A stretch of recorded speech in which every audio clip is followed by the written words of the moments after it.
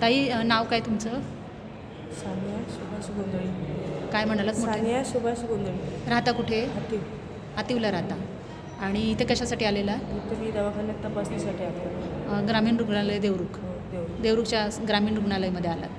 आणि का बरं वाटत नाही म्हणून आलेलं का?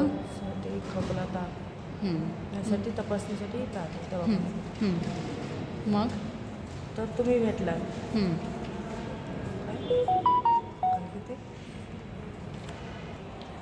काय ते मला आठवणच करते.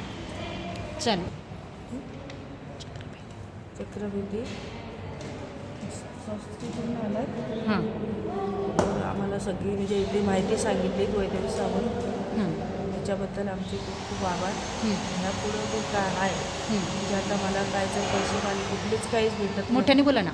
पैसे किंवा काय कुठलीच काय जी सोय भेटत नाही आहे हां तर ती मला भेटावी.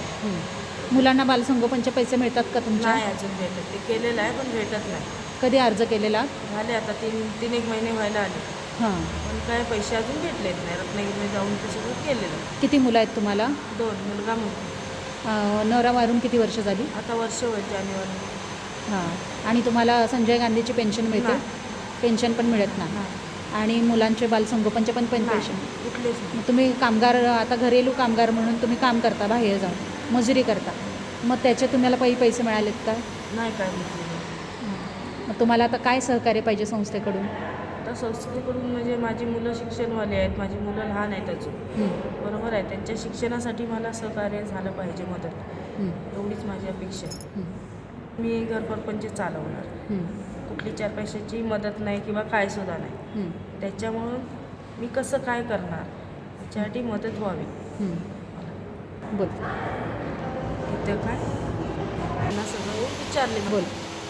सरकारी दवाखान्यात? सरकारी दवाखान्यात मी आले होते तपासणीसाठी. हां तिथं वैद्यवी सावंत सगळी माहिती सांगत होत्या. हां मी ऐकल्यावर त्या मला म्हणजे मी त्यांना म्हटलं कसली माहिती किंवा काय, तर त्या सगळी माहिती मला त्यांनी सांगितली. त्याच्यावर मी आता हेच सांगते सगळं. त्यांच्याकडून माहिती कळाली. धन्यवाद. सगळं बोलता का नाही इथं? आता तू व्यवस्थित बोल. तुझा एक घेऊया बाहेर. आवाज किती आहे? बाहेर जाऊया. मुलगी आहे बघा. काय टेन्शन घेऊ नका. आपण उद्या जाणार आहे ना, तुमचं विचारते. तुमचा हा अर्ज देतो त्यांना आणि विचारते. हां चालेल. कसं चांगलं आहे.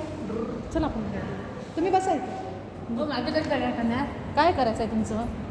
कागद ते मला फोटो पाठवा परत एकदा. इथे बेटा.